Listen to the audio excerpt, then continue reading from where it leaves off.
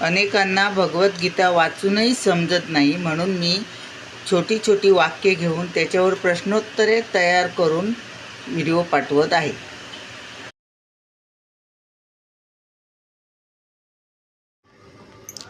Hello मुलांनो, कसे आहात? तर मी तुमची लक्ष्मी आजी.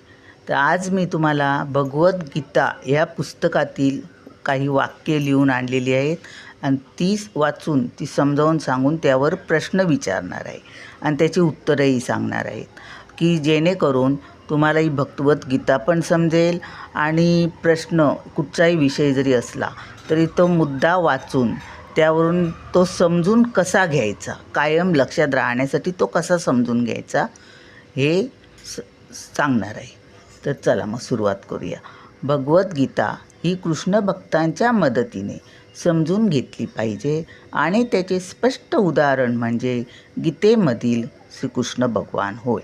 तर भगवद्गीता कोणाच्या मदतीने समजून घेतली पाहिजे, तर ह्या एका वाक्यावर मी प्रश्न तयार केलेत.